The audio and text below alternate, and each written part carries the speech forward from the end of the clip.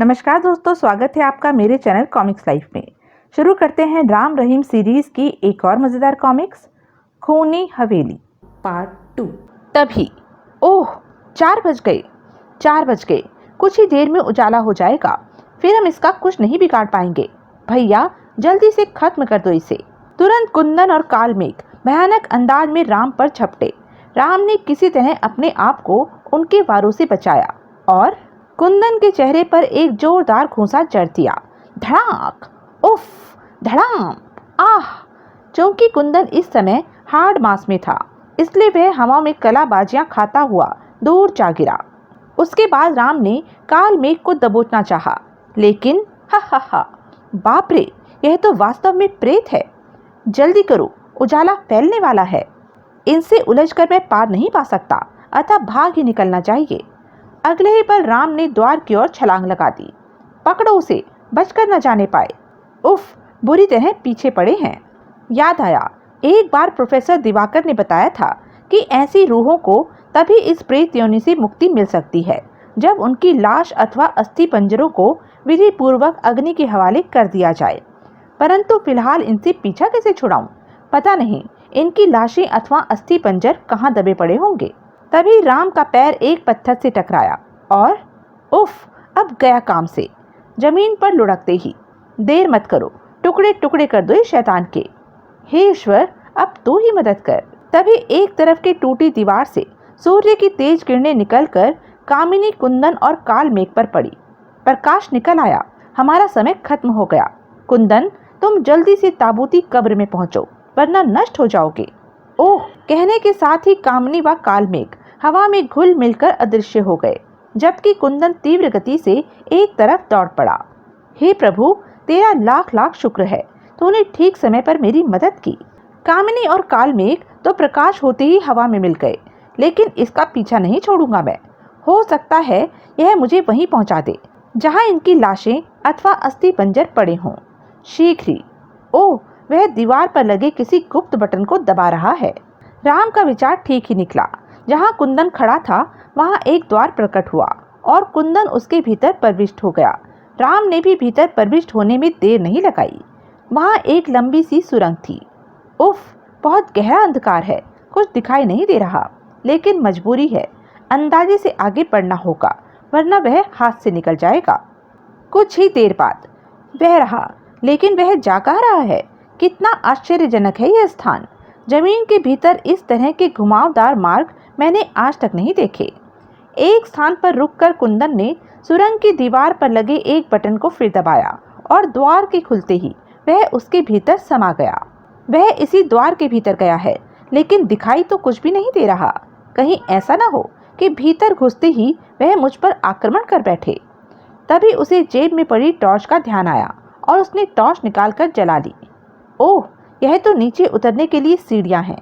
शायद नीचे कोई तहखाना है। उफ, कंकाल। निश्चित रूप से यह कंकाल कामिनी का ही होगा। उसने कहा था कि उसने फांसी लगाकर आत्महत्या की थी। अभी राम उस भयानक तहखाने का निरीक्षण कर ही रहा था कि अंधकार में एक ओर से किसी के कराहने की आवाज सुनकर बुरी तरह चौंक पड़ा। आह, ओह, कौन है वहां? अगले पल, अरे रहीम, राम भैया, तुम कैसे हो रहीम?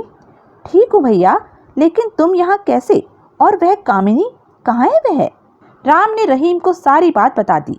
फिर बोला, रहीम, इन प्रेतों से मुक्ति पाने का केवल एक ही उपाय है कि इनकी लाशों को जला दिया जाए।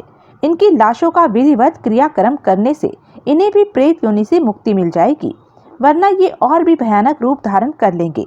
क्या तुम बता सकते हो कि कालमेघ और कुंदन की लाशें कहाँ हैं?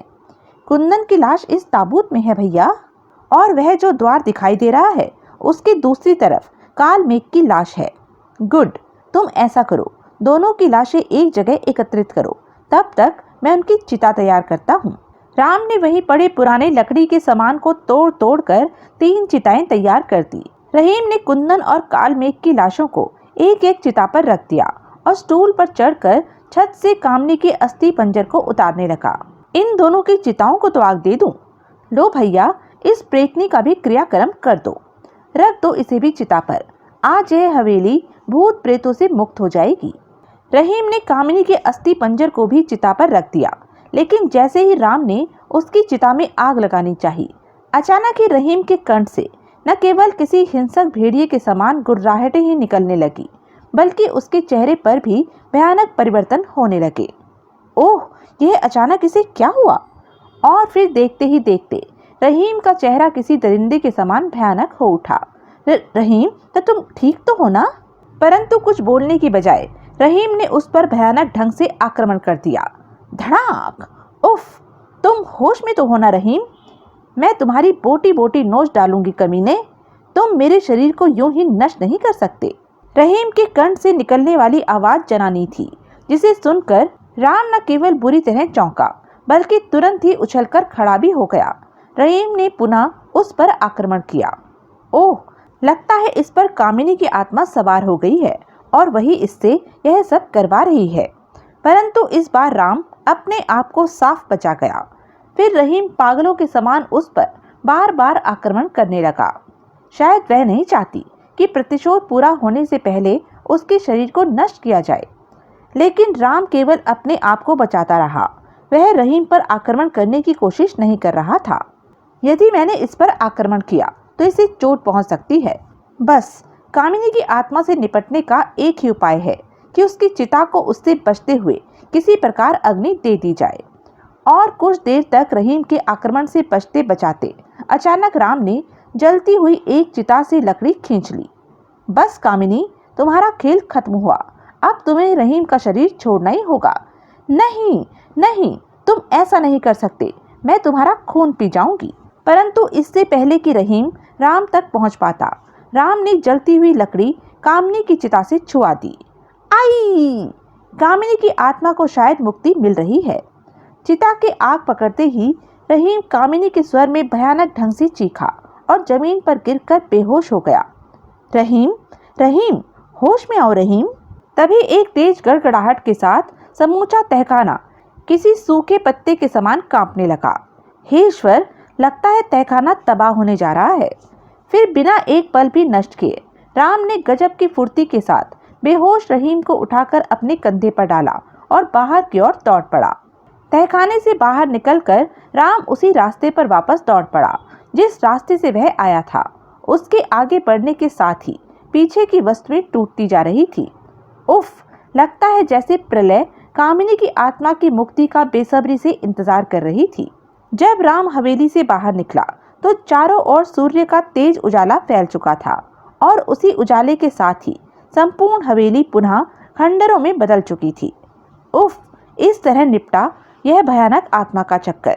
शुक्र है कि रहीम के साथ साथ मैं भी बाल बाल बच गया।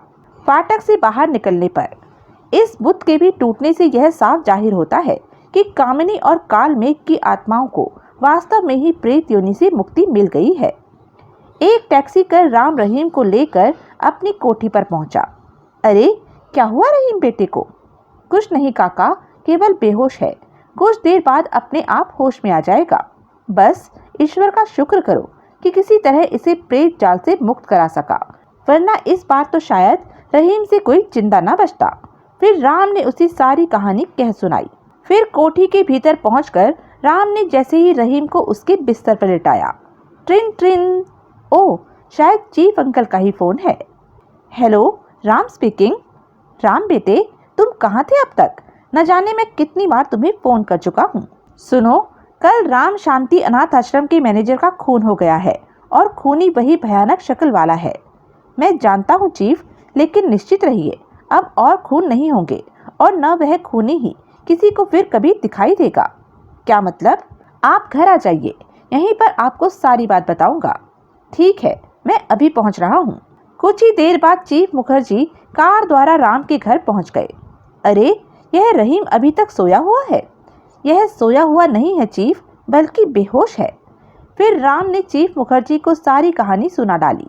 सब कुछ सुनकर वे आश्चर्यचकित हो उठे। निसंदेह अविश्वसनीय घटना थी यह।